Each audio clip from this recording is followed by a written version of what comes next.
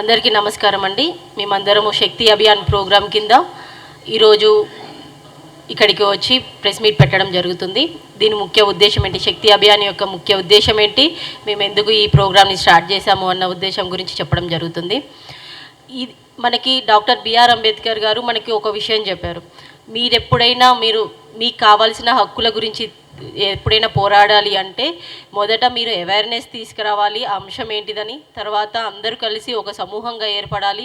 తర్వాత మీ దానికోసం హక్కు కోసం పోరాడాలి అని. కానీ ఈరోజు మనం చూసుకుంటే మహిళలు మన భారతదేశ జనాభాలో 50% కంటే ఎక్కువ మంది మహిళలు ఉన్నారు. కానీ రాజకీయంగా కానీ, సామాజికంగా కానీ, ఆర్థికంగా కానీ ఎందులో చూసుకున్నా కూడా అంత 50%కి సంబంధించిన హక్కు ఎక్కడ కూడా మహిళలకి దొరకట్లేదు. దీన్ని ఉద్దేశించి మహిళలు ఇప్పటికైనా ముందుకొచ్చి వారి హక్కుల కోసం సామాజికంగా, ఆర్థికంగా మరియు పొలిటికల్గా, రాజకీయంగా కూడా వారికి కావాల్సిన హక్కుల కోసం ఇప్పటికైనా రోడ్లపైకి వచ్చి కానీ సమాజంలోకి వచ్చి పోరాడాలన్నది ముఖ్య ఉద్దేశం. అందుకని ప్రతి దాంట్లో మా మహిళలకు కూడా 50% హక్కు కావాలి, సామాజికంగా, ఆర్థికంగా, రాజకీయంగా. ఇప్పుడు మనకి వచ్చింది 33% ఉమెన్ రిజర్వేషన్. ఇప్పుడు బిల్ పాస్ అయ్యింది. అది నెక్స్ట్ వచ్చే ఎలక్షన్స్లో వస్తుందని చెప్తున్నారు. కానీ 50% ఉన్న ఉమెన్కి 50% పొలిటికల్గా ఎందుకు ఇవ్వకూడదు అనే ఆలోచనతోని వచ్చింది. మనం బేసికల్గా చూస్తుంటే పొలిటికల్గా మిగతా విషయాలలో ఏం చూసుకున్నా కూడా పొలిటికల్గా చూసుకుంటే ఆడవారికి అంత రిప్రజెంటేషన్ దొరకట్లేదు. 50% అంత రిప్రజెంటేషన్ దొరకట్లేదు. 33% రిప్రజెంటేషన్ కూడా దొరకట్లేదు. అలా కావాలి అంటే మా కోసం మేము పోరాడుకోవాలి. ఆడవారు కూడా వారి కోసం, మహిళలు వారి కోసం వారు పోరాడుకోవాలి. వారి 50% కోసం వారు పోరాడాలి. డాక్టర్ బిఆర్ అంబేద్కర్ గారు ఇచ్చిన స్ఫూర్తితోని 50% కోసం పోరాడాలి అన్న ఉద్దేశంతో శక్తి అభియాన్ అనే ప్రోగ్రామ్ని తీసుకురావడం జరిగింది. ఈ శక్తి అభియాన్లో ఏంటంటే మనం మహిళలుగా పోరాడాలనుకుంటున్నాం. కానీ ఎలా పోరాడాలి, దానికి ఏ విధాలుగా మనం పోరాడితే మనకు కావాల్సిన 50% మనము సాధించుకోగలుగుతామని ఆలోచిస్తే ఒక ట్రైనింగ్ కావాలి మహిళలకి. ఎందుకంటే ఇన్ని రోజులు మనల్ని ఒక మూసలో బ్రతికాం. ఇన్ని రోజులు మహిళలు ఎలా వెళ్ళాలి, రోడ్లపైకి వెళ్ళాలి, ఒక ప్రోగ్రాం చేయాలి అన్నా, రాజకీయంగా రావాలి, ఒక అంశం గురించి మాట్లాడాలి అన్నా ఎన్నో భయాలు, సామాజికంగా కావచ్చు, వారి ఎడ్యుకేషన్ పరంగా కావచ్చు, ఎన్నో భయాలు ఉంటాయి. సమాజంలో ఒక మార్పు కావాలని ఆలోచిస్తుంటారు అందరూ.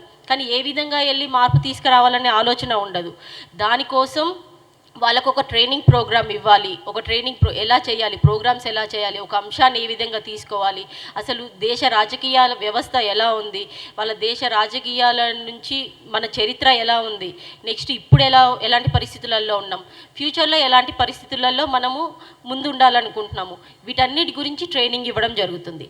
దాంతోపాటు ఈ శక్తి అభియాన్లో ఇందిరా ఫెలోస్ ఉంటారు, మెయిన్ రోల్ మోడల్ లాగా. అంటే వాళ్ళొక సెంటర్ పాయింట్ ఇందిరా ఫెలోస్ ఏం చేస్తారంటే వాళ్ళు ఒక అసెంబ్లీలో కానీ ఒక డిస్ట్రిక్ట్లో కానీ ఉన్న ఇందిరా ఫెలోస్ వారి కింద ఒక 25 క్లబ్లని ఫామ్ చేస్తారు. ఆ క్లబ్స్ ఏరియాస్ ఏవైనా అయి ఉండొచ్చు. ఒక విలేజ్కి ఒక క్లబ్ అయి ఉండొచ్చు, ఒక వార్డుకి ఒక క్లబ్ అయి ఉండొచ్చు, ఒక బస్తీకి ఒక క్లబ్ అయి ఉండొచ్చు, ఒక కాలేజీకి కూడా ఒక క్లబ్ అయి ఉండొచ్చు. ఇలా ఒక ఇందిరా ఫెలో కింద 25 క్లబ్బులు ఉంటాయి. ఆ 25 క్లబ్బులలో ఒక్కొక్క క్లబ్ కింద 5 మంది ఉంటారు. ఒకరు ఫౌండర్, మిగతా వాళ్ళు కోఫౌండర్స్లో ఒకరు వైస్ ప్రెసిడెంట్, 2 జనరల్ సెక్రటరీస్, ఒకరు సోషల్ మీడియా కోఆర్డినేటర్. ఇలా మనము శక్తి అభియాన్ అనే ప్రోగ్రామ్ని ఇందిరా ఫెలోస్ నుంచి గ్రౌండ్ లెవెల్కి, విలేజ్లో కూడా గ్రౌండ్ లెవెల్కి తీసుకెళ్ళి గ్రౌండ్ లెవెల్లో 5 ఉన్నారు కదా, ఒక్కొక్క విలేజ్కి ఒక 5 శక్తి క్లబ్ అని, ఆ శక్తి క్లబ్ వాళ్ళతోని ప్రోగ్రామ్ చేయిస్తుంటాం. వాళ్ళ ఊర్లో ఉన్న సమస్యలు ఏంటి, ఆడవాళ్ళకి ఎలాంటి సమస్యలు ఉన్నాయి, మన మహిళలకు ఎలాంటి సమస్యలు ఉన్నాయి, ఎవరైనా సమాజంలో మార్పు కోసం ముందుకు రావాలని ప్రయత్నం చేస్తున్నారా, వచ్చిన వాళ్ళని ఏ విధంగా మనం వాళ్ళని ఎంకరేజ్ చేసి ఉమెన్ ఎంపవర్మెంట్ తీసుకొచ్చి మహిళా సాధికారత కోసం ఏ విధంగా మనం పాటుపడాలి అని ఎవ్రీథింగ్ వాళ్ళకు కూడా ట్రైనింగ్ ఇప్పిస్తాం. ఇలా ఇందిరా ఫెలోస్ నుంచి మన క్లబ్స్ వరకు ట్రైనింగ్ ఇప్పించి వాళ్ళని ఎంపవర్ చేయాలన్నది ముఖ్య ఉద్దేశం. ఇందులో ఈ శక్తి అభియాన్ ఇందిరా ఫెలోషిప్లో కూడా దాంట్లో కూడా ఎంతో కొంత కంపల్సరీ ఇంత ఆర్థిక సహాయం అని కాకుండా వారు పని చేయడానికి మళ్ళీ మగవారి మీదనే ఆధారపడకుండా వాళ్లకు ఎంతో కొంత ఆర్థిక సహాయం చేయాలి అని చెప్పేసి వారి ప్రోగ్రాంకి కావలసినంత ఆర్థిక సహాయాన్ని కూడా అందించడం జరుగుతుంది. ఈ విధంగా శక్తి అభియాన్, ఇందిరా ఫెలోస్ ద్వారా శక్తి క్లబ్స్ గ్రౌండ్ లెవెల్లోకి వెళ్ళి ప్రతి ఒక్కరికి, ఇది ఒక పార్టీకి సంబంధించిందో వీళ్ళకి సంబంధించిందో కంప్లీట్గా కాకుండా న్యూట్రల్గా ఉన్న ఉమెన్కి కూడా, ఎవరికైతే అవసరం ఉన్న ఉమెన్కి, ఎవరైతే సమాజంలో మార్పు కావాలనుకుంటున్న ఉమెన్కి వాళ్ళందరినీ సంఘటితంగా చేసి వారికి కావలసిన 50% హక్కు కోసం ప్రయత్నం సాగించడమే మా శక్తి అభియాన్ యొక్క ముఖ్య ఉద్దేశం. దాని గురించే ఇది సెప్టెంబర్లో మొదలయ్యింది. మొదటి బ్యాచ్గా ఇక్కడ ఇందిరా ఫెలోస్ ఉన్నారు. వీళ్ళంతా ఇందిరా ఫెలోస్ ఇక్కడ ఉన్నవారు తెలంగాణ స్టేట్ నుంచి. రెండో బ్యాచ్ కూడా స్టార్ట్ అయ్యింది. ఈ విధంగా మేము ఒక స్ట్రక్చర్ని డెవలప్ చేసుకుంటూ గ్రౌండ్ లెవెల్ వరకు, విలేజ్ వరకు, తర్వాత ఫర్దర్గా కూడా రాష్ట్రం అంతా కూడా ఎవరైతే ఉమెన్ యాక్టివ్గా ఉండి సమాజంలో మార్పు, మాకు కూడా 50% హక్కు కావాలని అనుకుంటారో వాళ్ళందరినీ సంఘటితం చేసి ఒక ఎస్టేటింగ్ సిచ్యువేషన్లో వాళ్ళ హక్కు కోసం పోరాడే విధంగా ముందుకు తీసుకెళ్లాలన్న ముఖ్య ఉద్దేశంతో శక్తి అభియాన్ మొదలవడం జరిగింది.